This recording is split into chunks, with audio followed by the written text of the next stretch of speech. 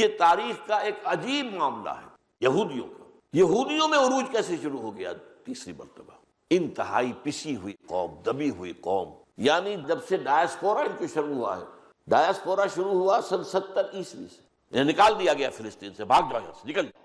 اور ہیکل سلیمانی مسمار کر دیا گیا، جو آج تک مسمار پڑا ہوا ہے. صرف ایک دیوار اس کی ہے، ویسٹرن وال، جہاں یہ جاتے ہیں.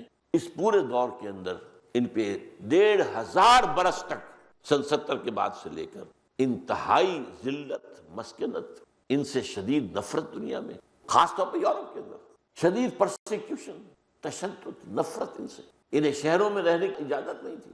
گھیٹوز میں رہو باہر، جیسے کہ کوڑیوں کے لیے کوئی علیحدہ بنا دیے جائے کہ شہر میں مت آنا، بس باہر رہو. یہ گندے ہیں. 1500 برس تک جس قوم کا یہ معاملہ رہا ہے، آج وہ اس انتہا کو پہنچی ہوئی ہے کہ اس کی مملکت قائم ہو چکی ہے. وہ اپنے گھر میں لوٹ کر آ گئے، یروشلم دوبارہ فتح کر لیا ہے، اور عالم عیسائیت پر ان کا قبضہ ہے. ببی تفاوت رأس کجاست پہ کجا، کہاں 20ویں صدی کے اواخر میں آ کر یہ کہاں سے کہاں پہنچ گئے. 20ویں صدی کے وسط میں ان کی مملکت قائم ہو گئی. ان کا جو بنایا ہوا بینکنگ سسٹم پوری دنیا پر چھا گیا، ان کا بنایا ہوا ہے. ای بلوک، ای فکر چالاک یہود، جو حضرت موسیٰ علیہ السلام کے عہد سے اسے عطا ہوا اور حضور صلی اللہ علیہ وسلم کے عہد تک جاری رہا. یہ ان کا 2000 سالہ دور ہے جس میں انہیں امت مسلمہ کی اللہ تعالیٰ کی طرف سے گویا کہ سرکاری حیثیت حاصل تھی. یہی زمین پر اللہ کے نمائندے تھے. اللہ کی کتاب ان کے پاس تھی، اللہ کی شریعت ان کے پاس تھی. اس کے بعد سے انہیں وہاں سے اللہ تعالیٰ نے معزول کر دیا. امت محمد اب اس کی جگہ پر آ گئی صلی اللہ علیہ وسلم. تو اگرچہ وہ سابقہ امت کی حیثیت سے تو ان کا دور ختم ہو گیا حضور کی بعثت کے ساتھ، لیکن امت تو ختم نہیں ہوئی، وہ تو موجود ہے. قوم تو ہے، بنی اسرائیل تو ہے. لہذا اس کے بعد بھی ان کی تاریخ کا ایک دور چل رہا ہے. اور میں آپ سے عرض کر چکا ہوں کہ حضور کے زمانے تک ان پر 2 دور آ چکے تھے، عروج کے اور 2 زوال کے. سورہ بنی اسرائیل کے پہلے رکوع میں 3 ادوار کا ذکر ہے، پہلے دور کا ذکر نہیں ہے. پہلا دور عروج جو ہے اس کا ذکر یا تو آپ کو سورہ بقرہ میں ملتا ہے. حضرت طالوت کی جو جنگ ہوئی تھی جالوت کے خلاف، اور اس کے بعد ایک حکومت قائم ہوئی. حضرت طالوت کی 16 برس، پھر حضرت داؤد، حضرت سلیمان، ان کا ذکر تو قرآن میں بکثرت آیا ہے. لہذا یہاں سورہ بنی اسرائیل میں ان کا ذکر نہیں کیا گیا. البتہ پہلا جو دور زوال تھا اس کے 2 حصے، پہلے اشوریوں کے ہاتھوں جو شمالی ریاست اسرائیل تھی اس کا خاتمہ، پھر کلدانیوں کے ہاتھوں جنوبی ریاست یہودا کا خاتمہ. پھر اس کے بعد ان کے اوپر ایک اور اللہ نے ان پر کرم فرمایا، انہیں توبہ کی توفیق ملی، انہوں نے اپنی اصلاح کی. حضرت عزیر علیہ السلام کی دعوت جو ہے خاص طور پر اس میں مرکزی اور فیصلہ کن حیثیت رکھتی. یہی وجہ ہے کہ حضرت عزیر کو یہودیوں کے ایک گروہ نے ابن اللہ قرار دیا ہے. یہ قرآن مجید میں ہے کہ عیسائی کہتے ہیں کہ عیسیٰ ابن اللہ ہے، اور یہودی کہتے ہیں کہ عزیر ابن اللہ، عزیر ابن اللہ. تو اگرچہ حضرت عزیر کے بارے میں یہ عقیدہ یہود کا بحیثیت مجموعی کبھی نہیں رہا ہے، لیکن یہ کہ یہ بات ان کی تاریخ میں ہے، اور اسی لیے ہے کہ انہی کے ذریعے سے انہیں پھر اس قعر مذلت میں سے اللہ تعالیٰ نے اٹھایا. انہی کی دعوت تجدید اور اصلاح اور توبہ کی پکار، توبہ کی منادی، جس کے نتیجے میں پھر ان کا دوسرا دور عروج آیا مکابی سلطنت کا، جو اپنے زمینی رقبے کے اعتبار سے تو حضرت سلیمان اور حضرت داؤد علیہ السلام کی جو ریاست تھی اس کے رقبے سے بھی بڑی. لیکن پھر ان کے بعد دوسرا دور زوال جو شروع ہوا ہے وہ 63 قبل مسیح سے شروع ہو گیا تھا. یہ میں اس لیے آج آپ کے سامنے اضافہ کر رہا ہوں کہ پچھلی مرتبہ اس کا بیان رہ گیا تھا. 63 BC میں، 63 قبل مسیح میں رومن امپرر پومپیائی اس نے فتح کیا. اس پورے علاقے کو، اور یہاں رومن حکومت قائم ہو گئی۔ وہاں سے دور زوال شروع ہو گیا، اگرچہ وہاں کچھ عرصے کے لیے انہوں نے ایک مقامی سی آٹونومس سی یہودیوں کی بھی حکومت قائم رہنے دی، جیسے ہمارے ہاں انگریز کے زمانے میں ریاست بہاولپور ہے، نواب بہاولپور بیٹھے ہوئے، حقیقت میں تو وہ جو برٹش امپائر تھی پورا ہندوستان اس کے تحت تھا، لیکن یہ راجے مہاراجے ان کے تحت جو ہے ایک آٹونومی سی ہوتی تھی، کچھ تھوڑی سی اختیارات۔ لیکن 70 AD 70 عیسوی میں پھر جب انہوں نے ایک بغاوت کی بہت بڑی رومیوں کے خلاف، تو پھر جو ہے ٹائٹس رومی نے ان کو تہس نہس کیا، 1,33,000 ایک دن میں قتل کیے یروشلم میں، اور پھر انہیں وہاں سے نکال دیا گیا، اور وہ معبد سلیمانی یا مسجد اقصیٰ جو دوسری مرتبہ انہوں نے اپنے دوسرے دور عروج کے اندر بنا لی تھی، اسے بھی گرا دیا، وہ گرا پڑا ہے آج تک۔ تو 70 عیسوی سے لے کر اور 1917 عیسوی تک 1847 برس ایگزیکٹلی بنتے ہیں، یہ ان کا دوسرا دور زوال ہے جو مسلسل چل رہا ہے۔ اب انہی میں سے 500 برس وہ ہیں جس کے بعد حضور کی بعثت ہوئی صلی اللہ علیہ وسلم، یہ اپنے دور زوال میں تھے، نکال دیے گئے تھے، دنیا میں منتشر تھے، ڈائسپورا تھا، 500 برس ہو چکے تھے انہیں اگر کوئی سہارا ملا تو میں پچھلی مرتبہ بیان کر چکا ہوں، وہ مسلم اسپین میں ملا،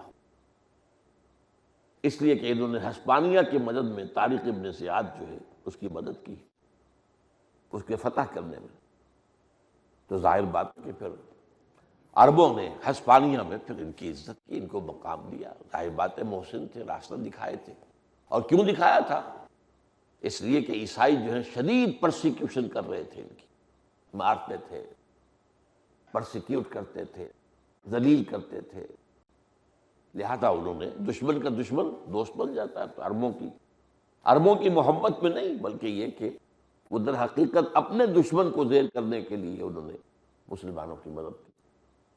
اور اس کو بن گوریون نے لکھا ہے اپنے ہاں کہ Muslim Spain was the golden era of our diaspora. لیکن اس کے بعد بھی کئی 100 برس تک عیسائی جو ہیں پھر ان کو کچلتے رہے، مارتے رہے، دباتے رہے، گھیٹوز میں رکھا، یورپ میں ان کی کوئی عزت نہیں تھی کسی پر۔ اس کے بعد جو اصل مسئلہ وہ میں تفصیل پچھلی مرتبہ بیان کر چکا ہوں، مسلم اسپین کی یونیورسٹیوں سے علم کی روشنی جو ہے وہ پھیلنی شروع ہوئی، اور یورپ کا جو سینٹرل یورپ ہے، فرانس اور جرمنی اور اٹلی، یہاں پر وہ علم کی روشنی پھیلی، جس کے نتیجے میں 2 تحریکیں وہاں پیدا ہوئیں، تحریک اصلاح مذہب اور تحریک احیاء العلوم، رینیسنس اور ریفرمیشن۔ یہ جو روشنی کے دھارے بہہ رہے تھے اسپین سے فرانس اور جرمنی اور اٹلی کی طرف، یہودیوں نے ان میں زہر گھولا۔ کون سیاہی گھول رہا ہے وقت کے بہتے دریا میں، دریا بہہ رہا ہے اور کوئی شخص جو ہے اس میں کہیں کسی جگہ بیٹھا ہوا سیاہی گھول رہا ہے، تو دریا کا پانی سیاہ ہو رہا ہے۔ کون سیاہی گھول رہا ہے وقت کے بہتے دریا میں؟ اسلام نے جو تعلیم دی تھی حریت، کہ کوئی انسان دوسرے انسان کا غلام نہیں ہے، سب کے سب اللہ کے غلام ہیں، انہوں نے اس حریت کو اتنا آگے بڑھایا کہ اللہ سے بھی آزاد، شریعت سے بھی آزاد، مذہب سے بھی آزاد۔ نمبر 2 مساوات، انہوں نے اس کے اندر وہ آزاد خیالی پیدا کی کہ عورت اور مرد بھی مکمل مساوی ہے۔ نتیجہ یہ کہ خاندان کا نظام درہم برہم ہو گیا۔ پھر انہوں نے جو عیسائیت کی تقسیم کروا لی، پوپ کے خلاف بغاوت کر کے میں پچھلی مرتبہ بیان کر چکا ہوں، اس کے نتیجے میں پھر یہ کہ بینک آف انگلینڈ قائم ہوا، چرچ آف انگلینڈ قائم ہوا۔ انہوں نے کہا یہ انگلینڈ جو ہے یہ تو ہمارا نیا اسرائیل ہے، ہمیں تو یہاں پر پناہ مل گئی ہے، جیسی کبھی اسپین میں تھی اس طریقے سے۔ اس کے بعد جو ہے وہ جب صورتحال تبدیل ہوئی ہے سیکنڈ ورلڈ وار کے بعد، اور امریکہ آ گیا ہے دنیا کے سیاسی افق کے اوپر، تو پھر نیا اسرائیل جو ہے وہ کہتے ہیں امریکہ ہے، ہمیں یہاں پر وہ ساری سہولتیں حاصل ہیں۔ یہ سارا معاملہ جو ہے ہوا ہے، لیکن 20ویں صدی سے آپ نے سوچئے کہ دو جو میں نے کہا عمل جاری رہے، ایک طرف ان پر ایک اور عذاب کا کوڑا پڑا ہے اور وہ ہے جرمنوں کے ہاتھوں، ہالوکاسٹ۔ اور اس میں بھی ان کے کہنے کے مطابق 60 لاکھ یہودی قتل ہوئے، معمولی بات نہیں ہے۔ کوئی جھوٹ ہوگا، کتنا ہوگا، مبالغہ ہوگا، کتنا ہوگا، واللہ اعلم۔ لیکن یہ بعد لوگ کہتے ہیں یہ واقعہ کوئی ہوا ہی نہیں، تو یہ بات قرینہ قیاس نہیں ہے، ایک بہت اہم واقعہ ہے۔ اس طریقے سے اتنا بڑا جھوٹ تاریخ کے بارے میں، اور اتنا پرانی تاریخ نہیں ہے، ابھی پچھلی صدی کی بات ہے نا۔ اگر کوئی اور 1000 سال پرانے کی بات ہوتی تو کہہ سکتے تھے کہ کوئی داستان ہے، کوئی شاید الف لیلہ کی داستان، لیکن ان کے قول کے مطابق 60 لاکھ یہودی قتل۔ یہ سارا معاملہ جو ہے ہوا ہے، لیکن 20ویں صدی سے آپ نے سوچئے کہ دو جو میں نے کہا عمل جاری رہے، ایک طرف ان پر ایک اور عذاب کا کوڑا پڑا ہے اور وہ ہے جرمنوں کے ہاتھوں، ہالوکاسٹ۔ اور اس میں بھی ان کے کہنے کے مطابق 60 لاکھ یہودی قتل ہوئے، معمولی بات نہیں ہے۔ کوئی جھوٹ ہوگا، کتنا ہوگا، مبالغہ ہوگا، کتنا ہوگا، واللہ اعلم۔ لیکن یہ بعد لوگ کہتے ہیں یہ واقعہ کوئی ہوا ہی نہیں، تو یہ بات قرینہ قیاس نہیں ہے، ایک بہت اہم واقعہ ہے۔ اس طریقے سے اتنا بڑا جھوٹ تاریخ کے بارے میں، اور اتنا پرانی تاریخ نہیں ہے، ابھی پچھلی صدی کی بات ہے نا۔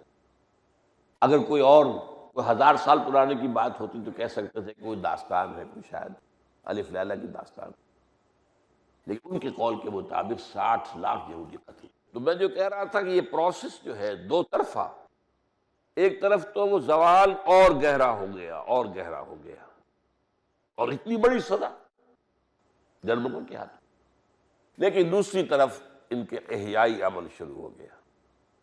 یہ دو جو قرآن کہتا ہے سورہ رحمان میں، مرج البحرین یلتقیان، چلائے دو دریا، دو روئیں جو آپس میں ملی ہوئی ہیں، لیکن بینہما برزخ لا یبغیان، ان کے درمیان ایک پردہ ہے کہ وہ ایک دوسرے میں داخل نہیں ہوتے، پردہ ہے بیچ میں۔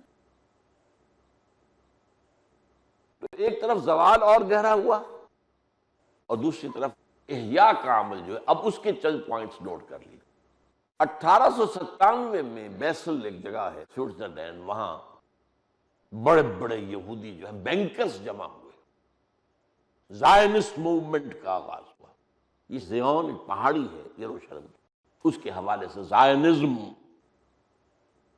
وہ چاہتے ہیں کہ اپنا وہ پرانا دور جو ہے، جب کہ ان کا یہاں پر جب بھی اقتدار ہوتا تھا، چاہے وہ حضرت داؤد، حضرت سلیمان کا زمانہ تھا، چاہے مکابی سلطنت کا دور تھا، وہ دوبارہ دنیا میں آئے۔ تو یہ تحریک جو ہے، یہ یہودیوں میں سے جو سیکولر عنصر ہے اور جو در حقیقت بینکرز تھے، بڑے بڑے بینکرز یورپ کے، وہ جمع ہوئے۔ Protocols of the elders of the Zion کے نام سے وہ کتاب مل جاتی ہے آپ کو، انہوں نے نقشے بنائے، ہمیں یہ کرنا ہے، یہ کرنا ہے، یہ کرنا ہے، یہ۔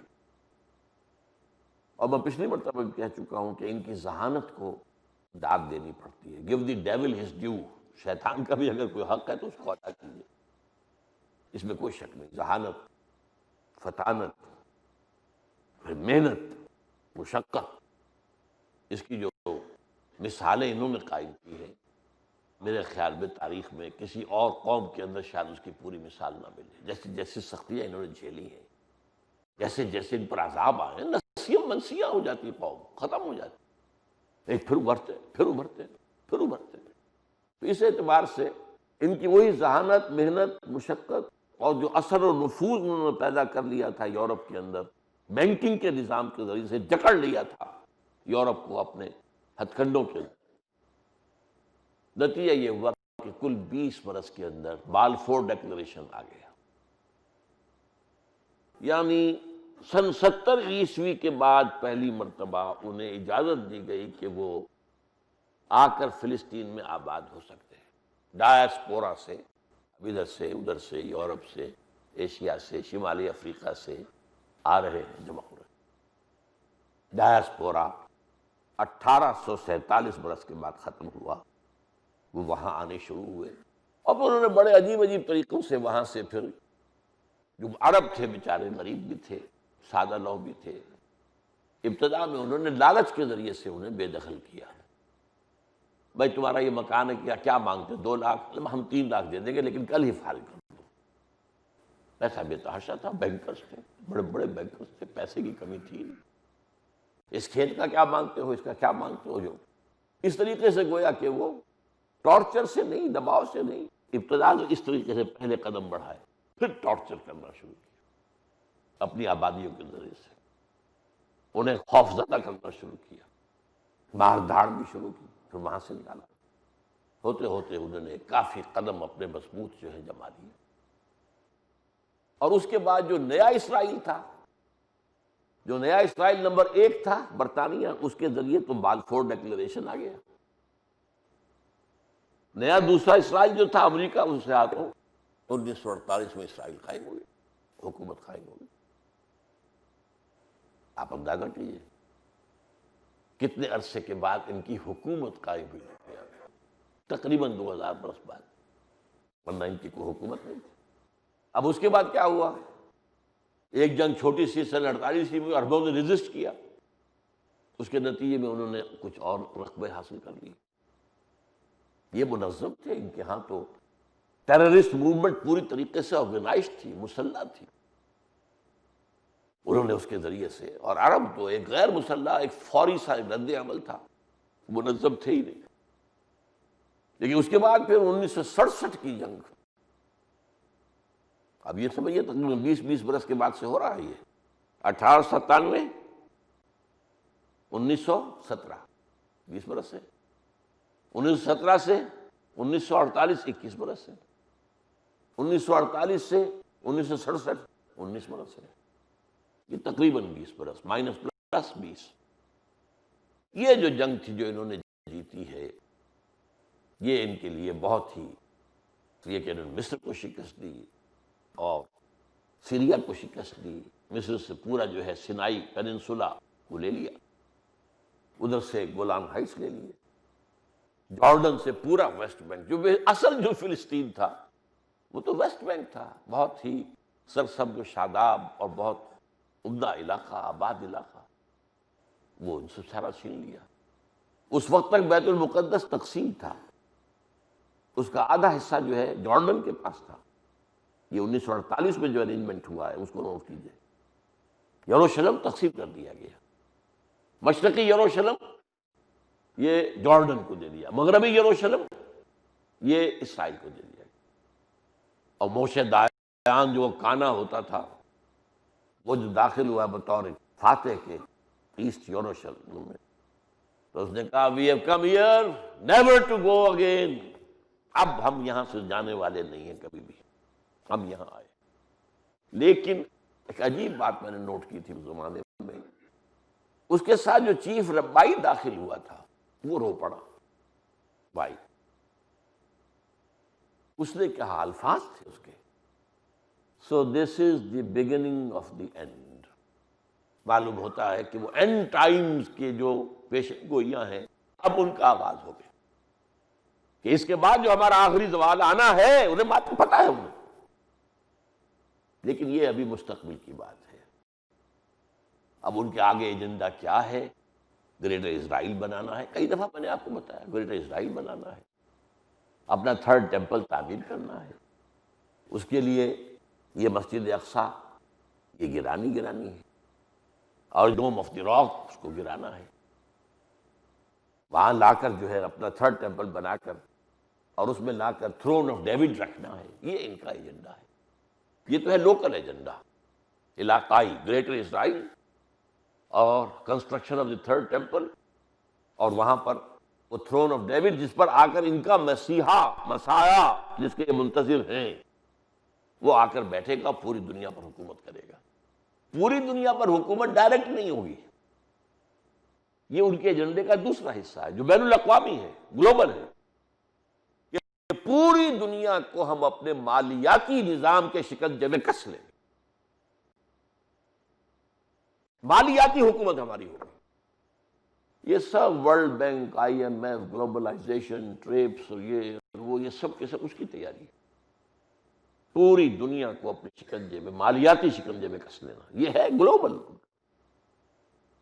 ان کے نزدیک تو تمام انسان جو ہیں، جو نان جیو ہے، وہ اصل میں انسان نہیں ہے، انسان مکمل نہیں ہے، وہ انسان کی شکل میں حیوان ہے، جینٹائلز یا گوئمز، یہ دو الفاظ کو استعمال کیا۔ اور حیوان کو ایکسپلائٹ کرنا، استعمال کرنا انسان کا حق ہے۔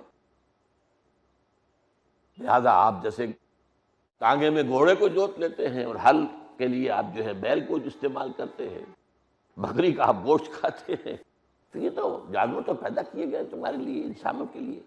اسی طریقے سے یہ انسان جو ہے یہ حیوان ہیں، ان کو ایکسپلائٹ کرنا، انہیں دھوکہ دینا، ان سے فریب کرنا، چیٹنگ کرنا، ان کا مال چوری کرنا، ڈاکہ ڈالنا، جو بھی ہو، ایوری تھنگ از فیئر۔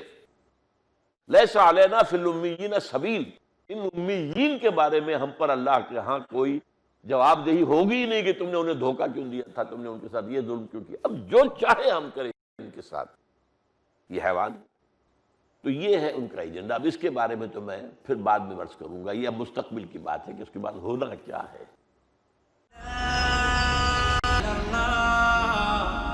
امت مسلمہ کا بھی دوسرا زوال جو ہے وہ خاصا طویل ہے۔ پہلا قدم کیا تھا؟ ہسپانیہ میں مسلمان کا اور اسلام کا خاتمہ۔ یہ and of the 15th century and beginning of دی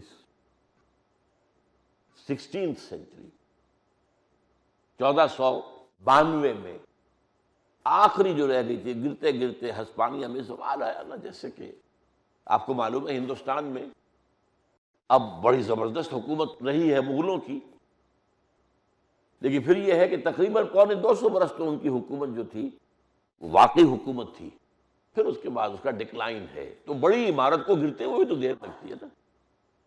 اورنگزیب کے بعد کیا تھا؟ زوال تھا۔ مختلف طوائف الملوک کی پیدا ہو گئی، راجا مہاراجا کو ہندو بھی نکل آئے، مسلمانوں کو عدد عدد ریاست، گرتے گرتے گرتے پھر آپ کو معلوم ہے 1857 نام نہاد تو ایک مغل جو ہے بادشاہ بیٹھا ہوا تھا بیچارہ ظفر، وہ جس کو کہا ہے کہ 2 گز زمین بھی مل نہ سکی قبر کے لیے کوئے یار میں، وہ بہادر شاہ ظفر کہا جاتا تھا۔ سلطنت شاہ عالم از لال قلعہ تا پالم، پالم یعنی چند میل کے فاصلے پر ایک جگہ تھی جہاں پر کہ دلی کا پہلا ہوائی اڈا بنا تھا، پالم ایئرپورٹ، بس وہاں تک تھی۔ تو اسی طریقے سے وہاں ہوا ہے کہ وہ ہمارے ہاں بھی زوال جو شروع ہوا ہے تو وہ تو کافی پہلے شروع ہو چکا تھا، لیکن اس پر آخری سیل جو ہے وہ 1492 میں آخری جو ہماری حکومت تھی کرناٹک گرنڈا، فال آف گرنڈا، سقوط کرناٹک 1492۔ اور ایک بات نوٹ کیجئے گا، 1992 میں اس کا جشن منایا گیا اسپین میں، لیکن نام نہیں لیا گیا کہ ہم اس کا جشن منا رہے ہیں۔ پہلی مرتبہ ورلڈ اولمپکس جو ہیں وہاں رکھے گئے، نمبر 1، اور نمبر 2 تمام عرب ممالک کے لوگوں کو بلا کر بٹھایا گیا وہاں پہلی مرتبہ اسرائیل کے سامنے۔ 1992 میڈرڈ، وہاں سے یہ پروسیس شروع ہوا جس کو یہ کہتے ہیں پیس ٹاکس، اور یہ اور وہ سب دھوکہ فریب، صرف یہ کہ ابھی وقت جو ہے they want to gain time, جو اپنا ایجنڈا ہے اس کے آغاز کرنے سے پہلے یہ 500 برس کا انہوں نے در حقیقت جشن منایا تھا، 500 سالہ جشن، اور اس طرح سجایا گیا تھا اسپین کو جیسے دلہن کو آراستہ پراستہ کیا جاتا۔ بہرحال وہاں سے جو ہمارا عمل شروع ہوا تھا ڈکلائن کا، لیکن چونکہ وہاں سے یورپ میں جو پاور پوٹینشل ڈیولپ ہو گیا تھا، ظاہر بات ہے رینائسنس ہوئی، علوم پھیلے، سائنسز میں ترقی ہوئی، ٹیکنالوجی میں ترقی ہوئی، یہ سب یورپ ہی میں ہو رہا تھا نا، وہی ایک پیالہ تھا نا جس میں یہ سارا کچھ ہو رہا تھا، اس کے نتیجے میں پاور پوٹینشل ڈیولپ ہوا۔ اب طاقت تو ظاہر بات ہے کہ پھیلتی ہے، طاقت اپنی جگہ تو نہیں رہتی۔ ان کے پاس جو مشرق کی طرف پھیلنے کا راستہ نہیں تھا، اس لیے کہ سلطنت عثمانیہ کھڑی ہوئی تھی، sentinel of the Muslim world, یہ سنتری کھڑا ہوا ہے۔ شمالی افریقہ کیسے جائیں، ایشیا کی طرف کیسے بڑھیں، راستے میں تو بہت بڑی چٹان سلطنت عثمانیہ کی، لہذا نکلے کہاں سے ہیں یہ آپ کو معلوم ہے۔ 1498 میں واسکو ڈی گاما نے راستہ تلاش کیا، افریقہ کے جنوب سے چکر لگا کر اور پھر ایسٹ کی طرف، اور اس راستے سے پھر یورپین کولونیلزم کا سیلاب آیا ہے۔ انڈونیشیا، یہ ملایا، یہ سارے علاقے جو ہے، پھر ہندوستان، انگریز آ گئے، ڈچ آ گئے، فرینچ آ گئے، یہ آ گئے، پورچوگیز آ گئے، باقی سب نکلتے چلے گئے، انگریز رہ گیا۔ اس کے بعد یہ سیلاب پھر یوں بڑھا ہے، یعنی اسپین، اور اسپین کے بعد افریقہ کے جنوب سے ہو کر، کیپ آف گڈ ہوپ سے ہو کر مشرق کی طرف یہ تمام جو قومیں آئی ہیں مغربی یورپ کی۔ یہ میں آپ کو بتا چکا ہوں، یہودیوں پر جو آیا تھا یورپین عذاب، وہ مشرقی یورپ کی قوموں سے آیا تھا، گریکس اینڈ رومنس، لیکن یہ آیا ہے مغربی۔ اور اس کا نتیجہ جو ہے، اس کا کلائمیکس کیا تھا؟ اتنے عرصے میں اب ظاہر بات ہر کمال راز زوال، اب سلطنت عثمانیہ بھی کمزور ہو چکی، جیسے ہر انسان پر بڑھاپا آتا ہے۔ اسے کئی 100 برس بڑے دبدبے کے ساتھ عثمانی ترکوں نے حکومت کی ہے، 400 برس تک خلافت ان کے پاس رہی ہے مسلمانوں کی، بڑی زبردست حکومت۔ یہ جو امپائر تھی، آٹومان امپائر، ایسی ہی تھی جیسے کبھی رومن امپائر ہوتی تھی، اس کی ہم پلہ بلکہ اس سے زائد۔ بہرحال اب یہ بھی بیمار ہو چکی تھی، اس بیماری کے نتیجے میں پھر آخری جو اختتام ہوا ہے عالم اسلام کو فتح کرنے کا، وہ پہلی جنگ عظیم پچھلی صدی کی، جس کے بعد سلطنت عثمانیہ نسیم منسیہ کہاں ہوتی تھی پتہ ہی نہیں، وہ ایک چھوٹا سا ملک ترکی رہ گیا بس، باقی گئی۔ وہ جو کچھ ہوا اس کا پروسیس کیا تھا، کس طریقے سے کیا، سارا ذہن یہود کا تھا۔ یہودیوں نے پورا زور لگایا تھا سلطان عبد الحمید خان کو کہ آپ جو چاہیں ہم سے لے لیں، آپ کے سارے قرضے معاف کروا دیں گے۔ وہ گردن گردن تک قرضے میں تھا سلطان عبد الحمید، تو ڈکلائن ہوا تھا، زوال تھا، خرچے بہت تھے، عیش بہت تھے، محل بن رہے ہیں، یہ ہو رہا ہے، یہ نہیں دیکھا جا رہا کہ چادر جتنی ہے اتنی ہی پاؤں پھیلائے، تو قرضوں تلے دبے ہوئے۔ اب زوال جو ہوتا ہے، جیسے بڑھاپا آیا تو ہر طرح کی بیماریاں بڑھاپے میں آ کر زور کرتی، تو ان کو رشوت دی گئی کہ آپ کے سارے قرضے معاف کر دیں گے، یہ کر دیں گے، وہ کر دیں گے، یہ کر دیں گے، وہ کر دیں گے، آپ ہمیں فلسطین میں آباد ہونے کی اجازت دے دیجیے۔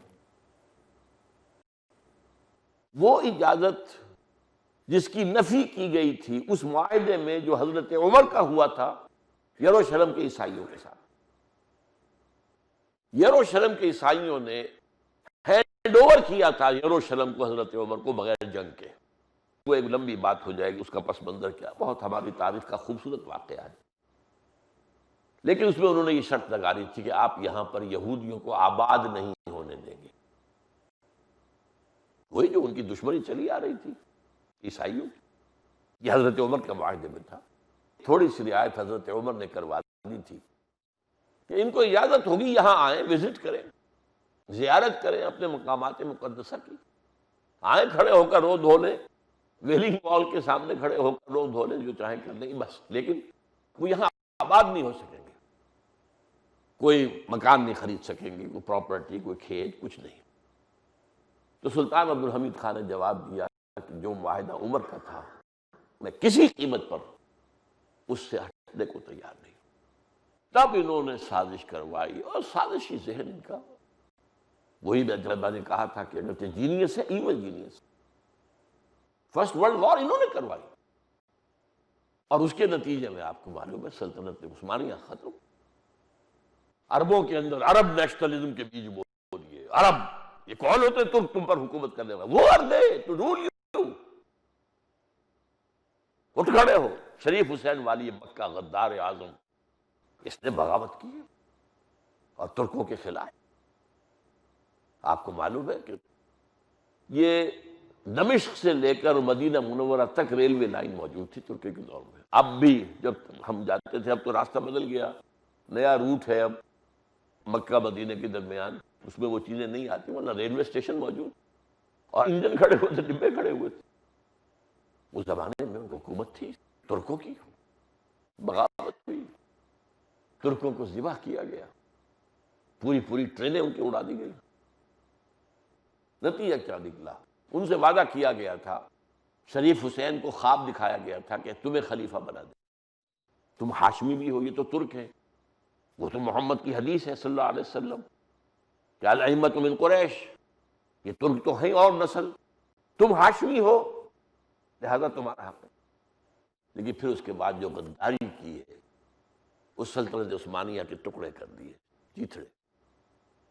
یہ سارے ملک وجود میں آئے ہیں 1914 میں سلطنت عثمانیہ کے ٹکڑے کرنے کی وجہ سے، ورنہ یہ ملک کہاں تھے؟ ایک ہی سلطنت عثمانیہ تھی، پورا ویسٹ ایشیا، پورا نارتھ افریقہ، ایسٹ یورپ، سلطنت عثمانیہ۔ یہ ملک انہوں نے بنائے، اور پھر ان ملکوں کے اندر نیشنلزم کا بیج بویا، ترک نیشنلزم، عرب نیشنلزم، سیرین نیشنلزم، ایجپشن نیشنلزم۔ شاید کچھ لوگوں کو یاد ہو ناصر کا یہ جملہ، نحن ابناء الفراعنہ، ہم فرعونوں کی اولاد ہیں، اپنے ماضی پر ہم فخر کرتے ہیں۔ نحن ابناء النماردہ، یہ صدام حسین نے کہا تھا، ہم نمرودوں کی اولاد ہیں، ہمارا ماضی جو ہے، کیونکہ نمرود ہی کہلاتے تھے، کیلڈین امپائر کے جو امپرر ہوتے تھے، جیسے مصر کے امپرر جو ہیں فراعنہ، وہ نماردہ، نمرود۔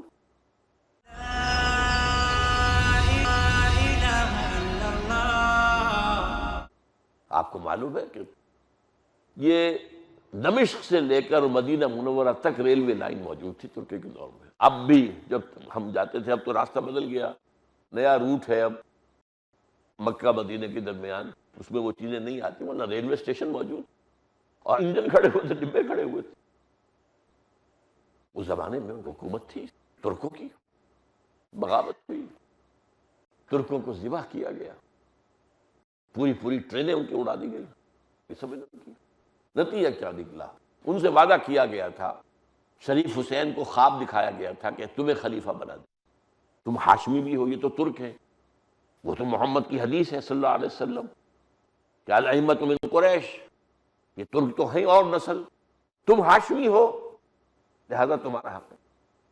لیکن پھر اس کے بعد جو غداری کی ہے، اس سلطنت عثمانیہ کے ٹکڑے کر دیے، چیتھڑے۔ یہ سارے ملک وجود میں آئے ہیں 1914 میں سلطنت عثمانیہ کے ٹکڑے کرنے کی وجہ سے، ورنہ یہ ملک کہاں تھے؟ ایک سلطنت عثمانیہ تھی، پورا ویسٹ ایشیا، پورا نارتھ افریقہ، ایسٹ یورپ، سلطنت عثمانیہ۔ یہ ملک انہوں نے بنائے، اور پھر ان ملکوں کے اندر نیشنلزم کا بیج بویا، ترک نیشنلزم، عرب نیشنلزم، سیرین نیشنلزم، ایجپشن نیشنلزم۔ شاید کچھ لوگوں کو یاد ہو ناصر کا یہ جملہ، نحن ابناء الفراعنہ، ہم فرعونوں کی اولاد ہیں، اپنے ماضی پر ہم فخر کرتے ہیں۔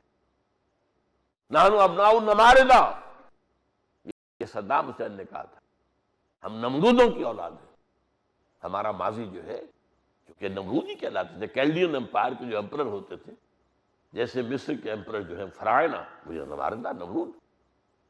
تو یہ لوکل نیشنلزم پیدا، الشام للشامیین، شام شامیوں کا ہے، المصر للمصریین، مصر مصری، امت مسلمہ کے ٹکڑے کر، عالم اسلام کے بھی ٹکڑے اور امت مسلمہ کے بھی ٹکڑے۔ ورنہ اس وقت تک کیا تھا؟ ایک تاریخی حقیقت نوٹ کر لیجئے، عالم اسلام جو ہے بنو امیہ کی حد تک تو ایک یونٹ تھا مکمل، درمیان میں تھوڑا سا وقفہ آیا تھا حضرت علی رضی اللہ تعالیٰ عنہ کے عہد خلافت میں، کہ دو حصوں میں منقسم رہے تھے، مصر اور شام نے حضرت علی کی اطاعت قبول نہیں کی تھی، لیکن اس کے بعد حضرت معاویہ آئے رضی اللہ تعالیٰ عنہ، اس کے بعد ایک ہو گیا، سمجھئے 100 برس تک ایک پورا عالم اسلام، ایک وحدت۔ عباسی حکومت آئی تو اس کی ایک شاخ بنو امیہ کی چلی گئی ہسپانیہ میں، اس کے بعد 2 حصے ہو گئے مسلمانوں کے، ہسپانیہ میں امویوں کی جو ہے ایک حکومت قائم رہی، اور یہاں یہ عباسیوں تھی۔ اس کے بعد کیا ہوا؟ جب زوال عباسیوں کا ہوا، پھر تو یہ چھوٹے چھوٹے ملک بن گئے، سلاطین ہو گئے، اور سلاطین بیٹھے ہوئے ہیں، یہ ہیں وہ ہیں، جیسے کہ وہ طوائف الملوکی۔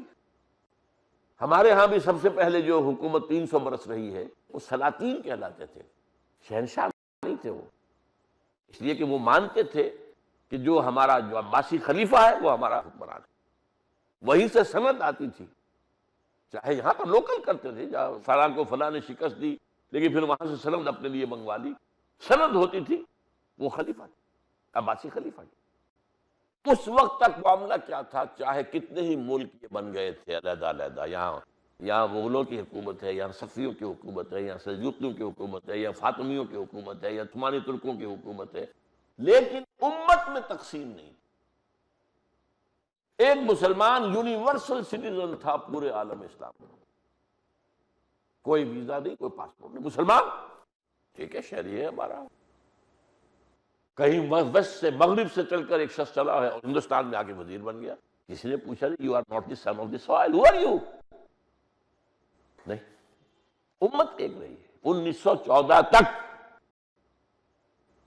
اس کے بعد یہ امت کے بھی حصے مخرج اور عالم اسلام کے بھی حصے. یہ گویا کہ ہمارے زوال کا ایک طرح کا کلائمیکس تھا.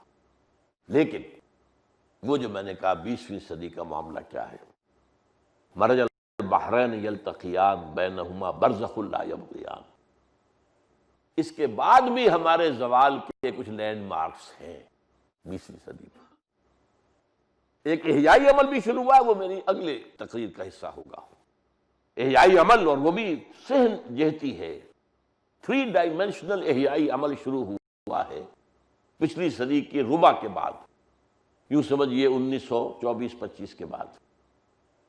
اس کے 3 اسپیکٹس ہیں. 3 ڈائمینشنل، ایک ہے رینیسنس، ایک احیاء. لیکن وہ جو احیائی عمل چلا ہے اس کے ساتھ ساتھ ابھی وہ زوال کے سائے بھی اور گہرے ہوئے. سب سے پہلا لینڈ مارک بڑا ہمارے زوال کا وہ میں ذکر کر چکا ہوں، 6 days وار آف 1967. 6 دن کی جنگ تھی اور 3 ملک.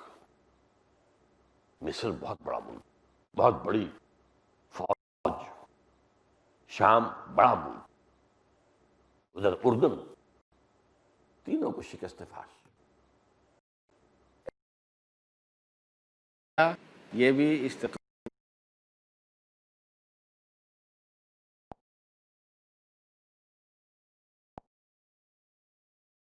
and being attached to an Islamic institute, no problem. ایسی ذلت جو تاریخ اسلامی میں شاید کہیں آپ کو نظر نہ آئے. کہا جاتا ہے کہ میزائل رکھے رہ گئے، ان کے صرف ٹریگر دبانے والے نہیں، چھوڑ کے اپنے جوتے ووتے مصری بھاگ گئے. کتنی بڑی شکست ہوئی تھی مصر، اپنے مورچوں سے بھاگ گئے، جوتے چھوڑ کر بھاگ گئے. یہ ساری چیزیں آئی تھی. پورا سینائی پیننسولا 6 دن میں پورا کا پورا اتنا بڑا علاقہ، اس غازہ سمیت. یہ غازہ اس وقت جو ہے مصر کا حصہ تھا. اس کے بعد یہ کہ سیریا کی شکست، گولان ہائٹس، اگرچہ رقبے کے اعتبار سے وہ زیادہ بڑا نہیں ہے کہ بہت اسٹریٹجک ہے. وہ ہائٹس پر ہے کہ جہاں سے زد میں ہے پورا کا پورا جو ہے دمشق جو ہے وہ سامنے. تو اس اعتبار سے اسٹریٹجک پوائنٹ آف ویو سے بڑی اہمیت ہے گولان ہائٹس کی. اور جیسا کہ میں نے عرض کیا، پورا ویسٹ بینک یہ لے لیا، پورا یروشلم لے لیا. یہ شکست ہم نے کھائی، زبردست شکست کھائی. عرب ورلڈ کے لیے یہ ایک بہت بڑا لینڈ مارک ہے. عرب ورلڈ کے لیے یہ اتنا ہی بڑی شکست ہے جتنی تاتاریوں کے ہاتھوں 1458 میں ہوئی تھی، جبکہ خلیفہ آخری جو تھے مستعصم باللہ، انہیں ان کے محل سے گھسیٹ کر نکال کر ان کو لپیٹ کر اور ڈال دیا گیا تھا، گھوڑے چڑھا دیے گئے. اور عرب جو ہیں وہ عالم اسلام کی قیادت سے معزول ہو گئے تھے. اس کے بعد تو پھر جو دوسرا دور آیا تھا وہ میں بیان کر چکا ہوں. دوسرا ہمارا جو رائج تھا that was under the leadership of the Turks. Terken Timuri, Terken Seljuqi, Terken صفوی، Terken Usmani, 4 لوگ. تو 1967 کی 6 روز کی عرب اصلاحی جنگ، اس زمانے میں شاید کچھ لوگوں کو، اگر اصل میں آج کل کا ہمارا جو ہے یعنی بڑا المیہ یہ ہے کہ ہر شخص اپنے حال میں اتنا یا تو دفن ہے یا گم ہے کہ اسے نہ ماضی کی خبر ہے نہ مستقبل کی فکر ہے. اپنا وقت کا مسئلہ ہی ہے. وہ مسئلے ہم نے خود بڑھائے بھی ہیں. ہم نے اپنے اسٹینڈرڈ آف لیونگ کو اونچا کیا، اور اونچا سے اونچا کرنے کی فکر کے اندر ہماری ساری توانائیاں، ساری صلاحیتیں، سارے اوقات اس حال کے اندر دفن تھے۔ ہمیں تو شعور ہی نہیں ہوتا واقعات کیا جا رہے ہیں، کیا کرنٹس چل رہے ہیں، کیا کچھ ہو رہا، کتنا پتہ ہمیں۔ اپنے معمولات ہیں، معمولات کے سوا کسی چیز کی فکر نہیں۔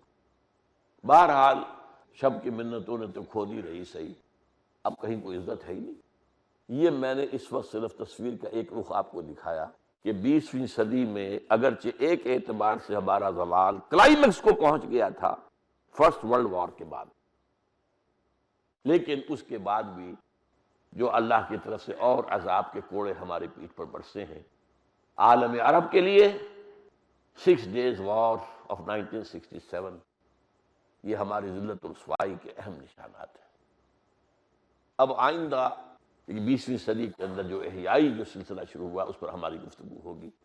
اقول قولی ھذا واستغفر اللہ لی ولکم ولسائر المسلمین والمسلمات۔ اللہ اللہ یا ربی یا اللہ، لا الہ